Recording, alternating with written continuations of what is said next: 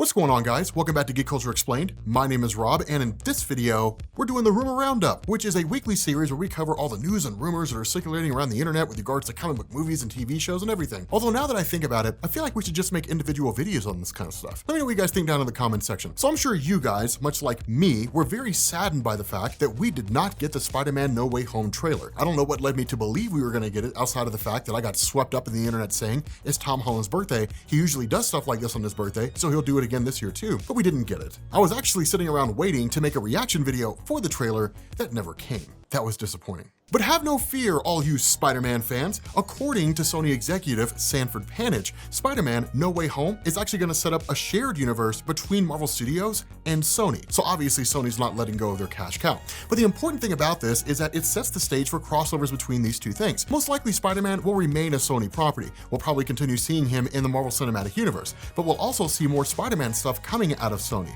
So how does that work? How do you get Spider-Man in the MCU while in Sony at the same time if they're all completely different universes? Here's the answer for you.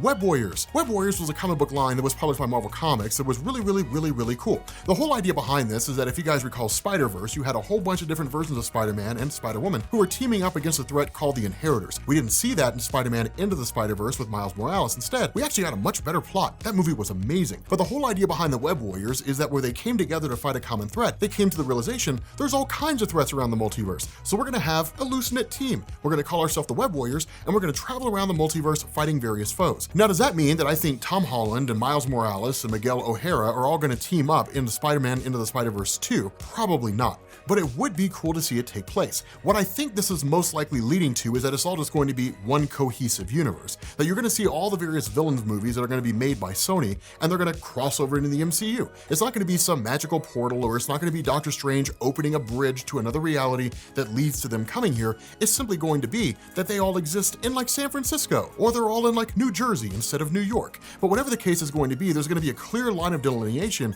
between the Sony properties and the Marvel Cinematic Universe properties. But for you and me as the moviegoer, we're not going to see a difference. They're all basically going to be teaming up or fighting each other or something along those lines. In the end, it works out for us. And isn't that really the most important thing, that we enjoy the movie when we go see it in the theaters?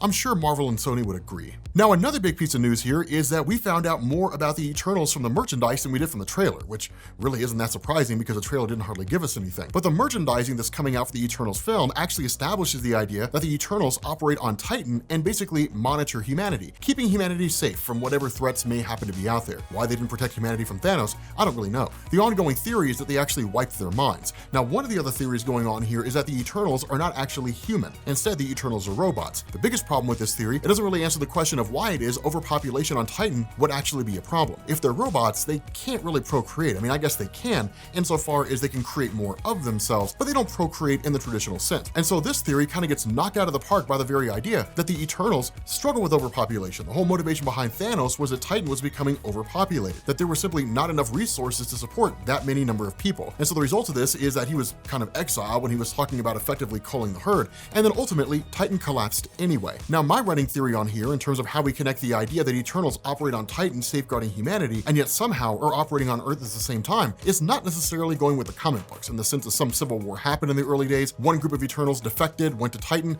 the other stayed on Earth. Instead, I think it's a lot simpler than that. I think the Eternals really are more or less human beings, and the Eternals moved to Titan in order to safeguard humanity from other threats. After all, if they existed on Earth, how likely would they be to know those threats were actually coming? It'd be more effective to be on a planet that's close to Earth, but not exactly on Earth. That way they could intercept those threats before they got to Earth. But the important thing here is that if Thanos was really telling the truth and Titan basically succumbed to overpopulation, it would stand to reason that some of those individuals actually bailed on Titan. If the planet was no longer habitable, what's the point of staying there? And so in turn they said, okay, well, if our job is to safeguard humanity, then let's just go to Earth. We might as well be close to the people we're supposed to be protecting, and there's not much here we can do anyway because the place is basically derelict. Now, the real question to ask is, if Titan ended up succumbing to overpopulation, when did that happen? Did it happen when humanity was still in a primitive state? It would certainly explain why a lot of those Eternals showed up on Earth. Did it happen at some point after that? Well, it would also explain why the Eternals are on Earth. If the Eternals lived on Titan, there's nothing to say they didn't travel to Earth and then teach humanity how to basically progress itself and then leave and go back to Titan. That may very well be the case. It's one of these things where they basically came to visit, said, hey, here's some technology, have fun, and then went back to Titan to just kind of keep an eye on things. But no matter how you slice it, we do get this really cool bit of information there. It gives us a better perspective of why Thanos did what he did, it gives us a much better perspective in terms of how Thanos is involved with the Eternals beyond the idea that he was an Eternal living on Titan with a deviant gene and Titan somehow collapsed due to overpopulation.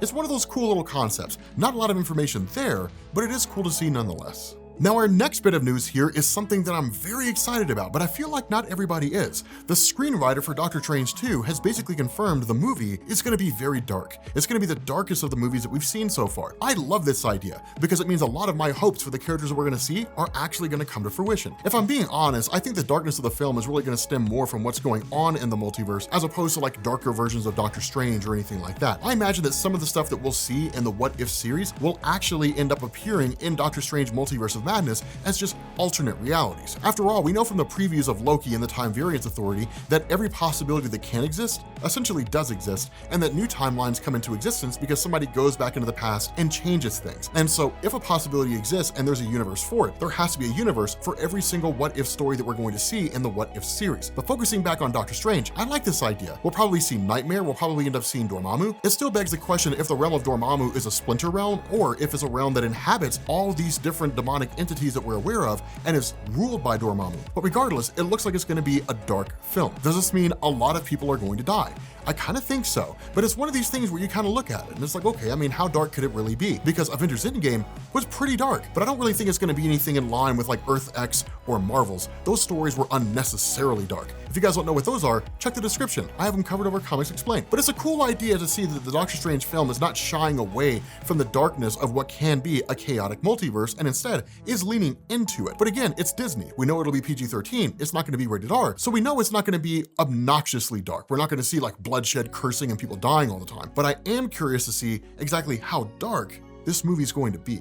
Speaking of alternate realities, the Marvel What If series officially has a release date, August 6th, 2021, and I am very excited to see what kind of possibilities we get. Not a whole lot to speak on here, but it does lead us into our next topic, which is that we got a little bit of a tease on what one of the Thor episodes is going to be. Apparently, in the What If series, we're going to get an episode where Thor never finds his humility. Instead, he comes to Earth and basically just parties. For those of you guys who read comics all the time, you should know, this sounds pretty familiar. There's actually a What If story where the Beyonder, basically an omnipotent being who kidnapped all the heroes and villains and made them all fight each other, actually ended up turning an entire reality into the 80s and just partied all the time. That's all he did. Now, from what we can tell in this little bit of a solicitation here, that apparently Thor never finding his humility and then just having this great big huge party is ultimately going to culminate in the destruction of presumably the world or possibly even the universe itself. We don't exactly know how this is going to play out. Just kind of a quick little synopsis we got on one of the episodes, but regardless, I'm excited to see a version of Thor that never stops partying.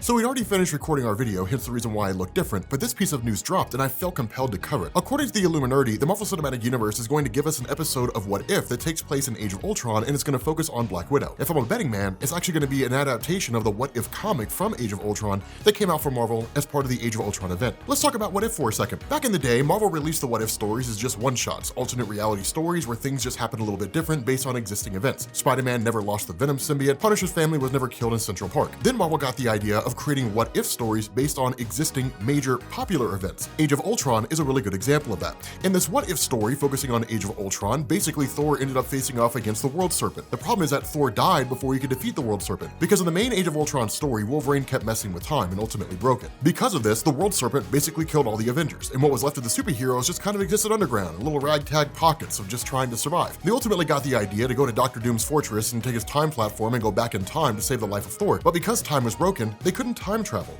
This ultimately led to the realization that somebody needed to lift the hammer of Thor to take on the role of Thor to defeat the Frost Giants who had invaded Earth, as well as defeat the World Serpent. Ultimately, Nick Fury, not Samuel L. Jackson, white guy Nick Fury, ended up grabbing Black Widow along with a handful of the remaining superheroes, Sam Wilson Falcon, Silver Sable, so on and so forth. They traveled over to the World Serpent, Black Widow ended up lifting up Mjolnir, defeated the World Serpent, and the day was saved. I think they're going to adapt that into the animated series. Now, if I'm being honest with you guys, I don't think they're going to adapt the comic as a 1-to-1 ratio, meaning we're going to see the World Serpent, the Frost Giants, and all that kind of stuff. That's a little too far-fetched. If I'm a betting man, what I think is going to happen is that Ultron basically won. He may have left facsimiles of himself behind, and that was more or less it. The important thing here is that we're going to see Black Widow most likely lift Mjolnir, because in the original Age of Ultron movie, if you recall, when everybody was taking turns lifting Thor's hammer, the offer came to Natasha Romanoff, and she said, no, I don't really need to prove anything, and that was it. This would be a really cool throwback to that particular event, where she actually ends up picking up the hammer of Thor, and she's proven to be worthy, because I'm going to be honest with you guys, I think Natasha could actually lift it.